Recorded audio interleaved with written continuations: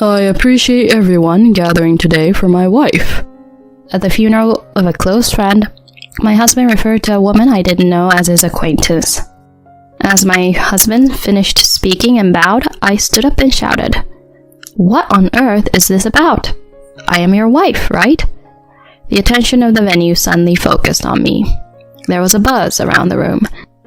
My husband, perhaps noticing me for the first time, grew increasingly pale.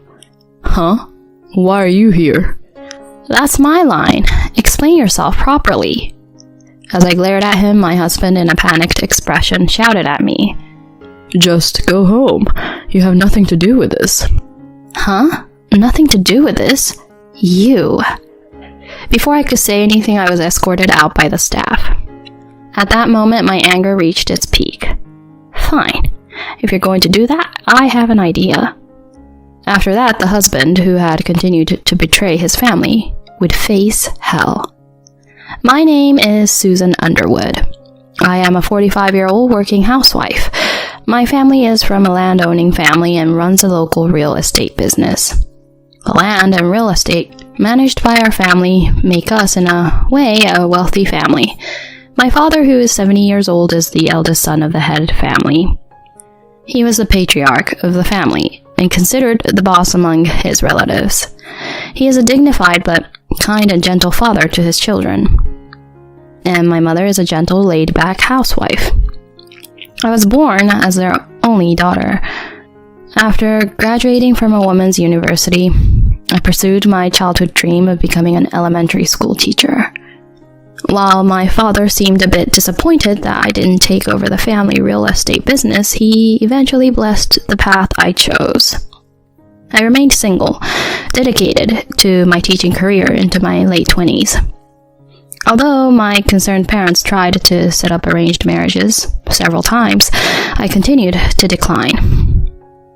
It was during this time that I met Karen, who would later become my husband. After work, it was my daily routine to have coffee at a nearby cafe before heading home. One day, as usual, I went to the cafe, and due to a sudden rain shower, all the seats were taken. As I was acquainted with the owner, he asked me to sit with him, and I agreed. Karen was sitting in front of me at the time. At first, there was an awkward silence, but Karen broke it by commenting on the heavy rain. From there, casual conversation started. He worked as an employee for a nationwide rental agency and was the same age as me. Moreover, he lived nearby. When I mentioned my family's involvement in real estate, we found common ground. We exchanged contact information and went on several dates at that cafe, eventually leading to a relationship. After a year of dating, Karen proposed, and we became engaged. Bringing him to meet my parents, they were quite pleased, and my father said with a smile, I never expected Susan to have such a partner. I support the marriage. I'm really happy. Karen responded nervously. Thank you, sir. I will make Susan happy. My dad, satisfied with Karen's respectful response, then becomes serious. Regarding our wishes for the marriage, if it's okay with you, Kieran, we would like you to become our son-in-law. Son-in-law? Karen seems surprised. My father continues to explain to him. Susan has no intention of quitting her job as a teacher, and ideally, we would like you to become the successor to our family company. You have qualifications in real estate, and I think it's not a bad proposition.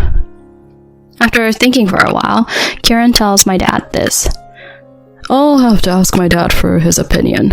I cannot reply to you right now, but I will think about it positively. The following week, we went to Karen's father to seek permission for the marriage. Karen's mother had passed away early, leaving only his father at home. Upon hearing the discussion, Karen's father immediately gave his approval. I respect your feelings. Karen, you take good care of Susan. And so our marriage and Karen's acceptance into the family were decided. Karen left his job and started working at my family's real estate company. Meanwhile, I continued my job as a teacher. Within the first year of our marriage, I became pregnant. We welcomed a baby boy named Skylar. Despite the challenges of parenting, we overcame them successfully. Even now, 18 years into our marriage, we lead a simple and happy life. The only source of dissatisfaction is Kieran's increasingly busy work schedule for the past 5 years. He works late on weekdays, and weekends are consistently occupied with meetings or seminars, keeping him away from home. When Skylar was younger, we spent every day together, and on Kieran's days off, we used to go out somewhere. However, this abruptly changed 5 years ago. Skylar was in the upper grades of elementary school by then, and at an age when he wanted to be with his friends rather than his parents. So it wasn't a significant issue. When Skylar took the middle school entrance exam, my husband offered a little support and seemed uninterested.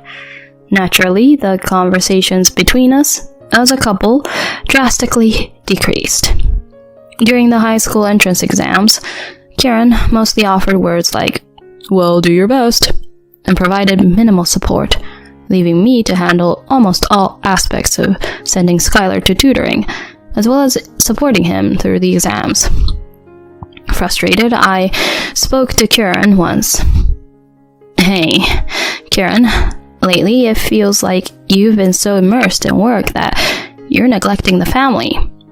I want you to talk more with Skylar." At this, Kieran responded with a somewhat irritated expression. "He's not at an age where his parents need to constantly fuss over him, is he?" "But you don't even take time for us as a couple." "I've said it many times. I'm busy with work right now. This is a period of training until your father officially hands over the company to me.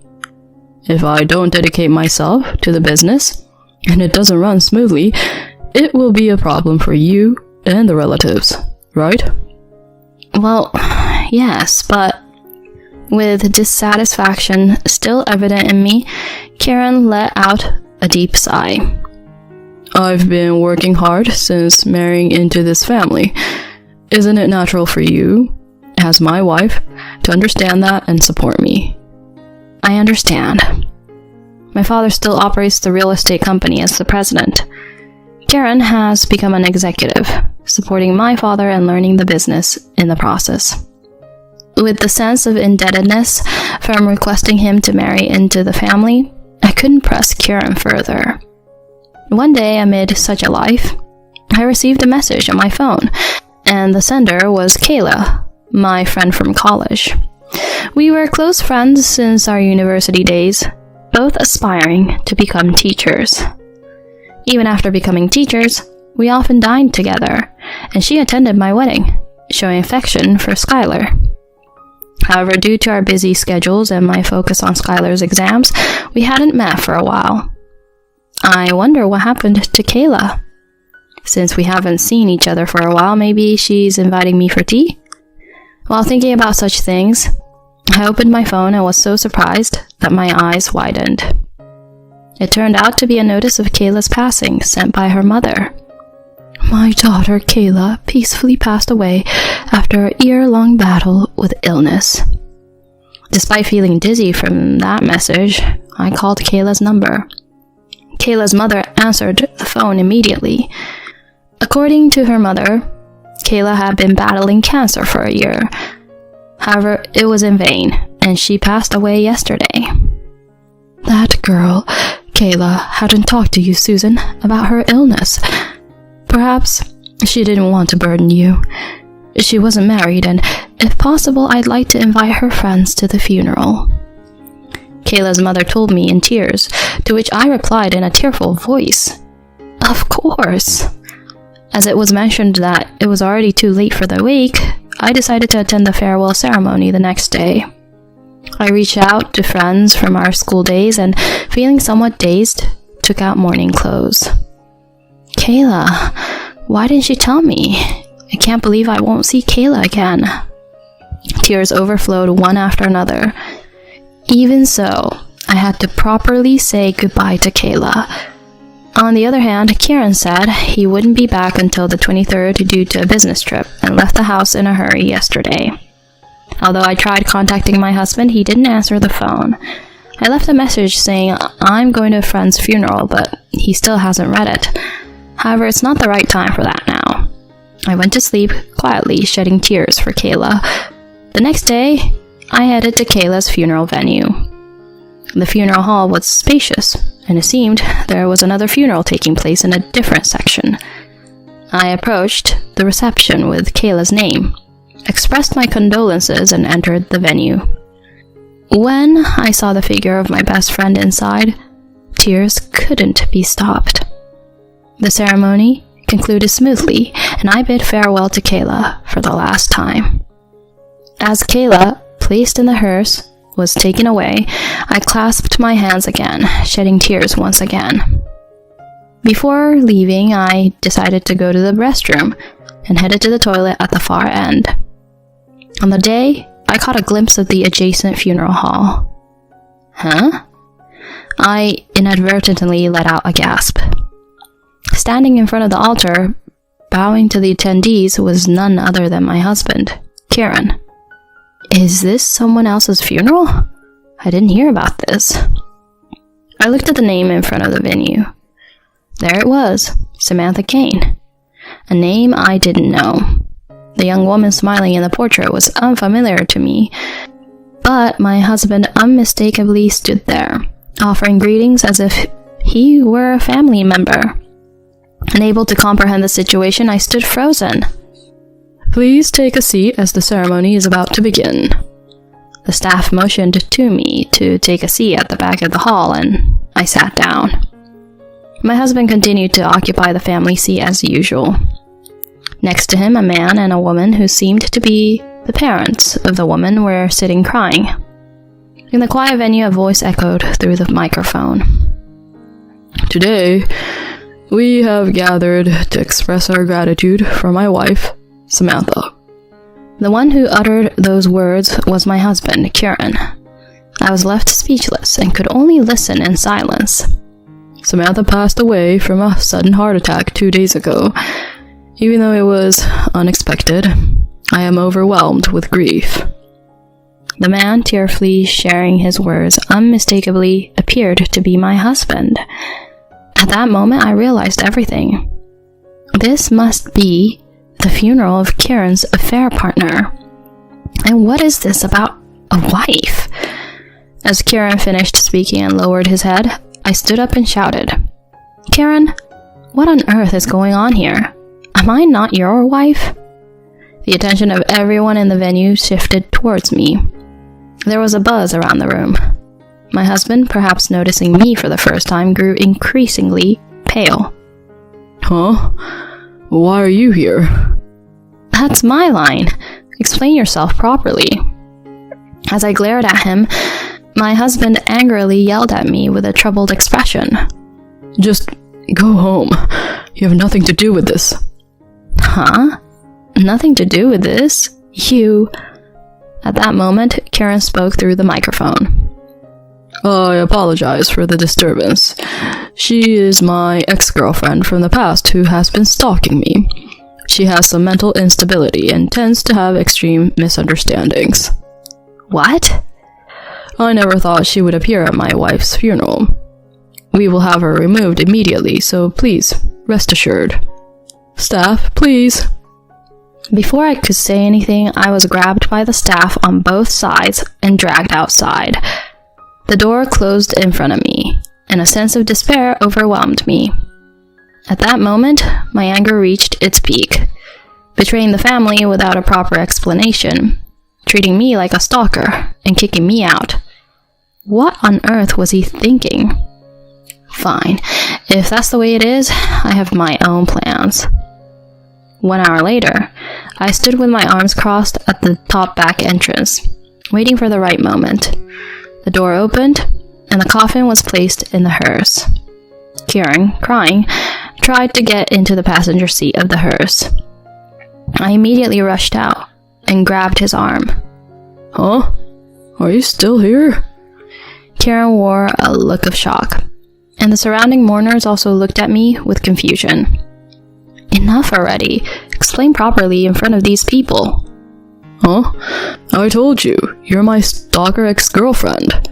Steph, get this woman out of here quickly. At that moment, a low voice echoed. Who's the ex-girlfriend stalker here? Huh? Dad? Kieran turned pale rapidly.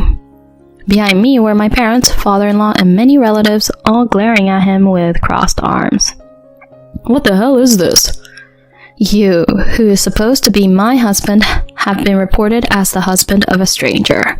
So I gathered everyone here to make the announcement. To all the relatives, too. Skylar is at school, by the way. Kieran finally seemed to give in, slumping to the ground. An elderly woman in mourning attire, likely Samantha's mother, confronted him. Hey, Kieran, you're Samantha's husband, right? What is going on here? The funeral attendees became unsettled, creating a commotion. You're Samantha's mother, aren't you? Would you mind having a conversation? I approached her and suggested we stop the hearse to talk inside the hall. Surrounded by a large extended family, his father, and my parents, Kieran was completely dwarfed and trembling. Ignoring Kieran, I explained the situation to Samantha's parents. Kieran and I got married 18 years ago and have a 16-year-old son.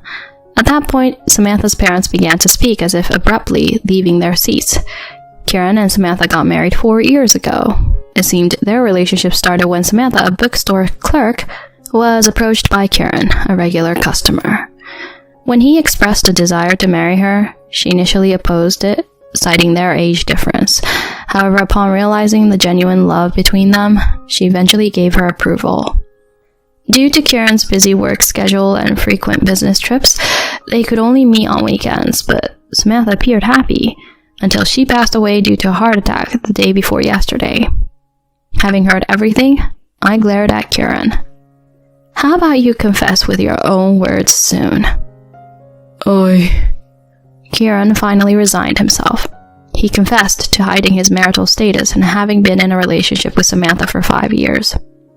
However, he didn't want to relinquish his position as the heir to the real estate company, so he led a double life. I'm truly sorry, but this was just an affair. Please, forgive me. Kieran, on his knees, bowed deeply to my relatives. A figure approached him, my enraged father. What a foolish son. What have you done? With all his might, my father shoved Kieran, sending both him and the chair flying. Dad, why? My father, with a stern expression, spoke coldly to the stunned Kieran. I can't let someone like you inherit our company. Susan, what about you? Divorce is a given, Dad. Huh? Divorce? Not inheriting the company either. What? As Kieran began to panic, I said to him with a decisive tone, What have you done to Samantha and me? A supposedly honest man like you can go to hell. I don't want to see this scumbag face of yours. Condemned by a multitude of people, Kieran sat there like an empty shell. Later, Kieran and I got divorced. With the help of a lawyer, I successfully obtained alimony for the affair and child support. Kieran was also estranged from my father, who refused to acknowledge him as the heir to the real estate company. Facing lawsuits from Samantha's parents, he fell into a messy legal battle. Kieran lost everything: his home, his family, and his livelihood. He seems to have rolled into a difficult phase of life, working tirelessly like a workhorse for alimony and child support. Even hearing this, I feel no sympathy at all. I can only hope that Samantha's parents receive the fullest possible restitution. I, on the other hand, am back at home with my son Skylar and living a peaceful life. My father, who seemed downcast after losing his successor, appears to have regained motivation after Skylar encouraged him, saying, Once I graduate from college, I'll take over. My father is currently saying things like, I need to stay healthy until then. I look forward to Skylar's growth and a brighter life ahead.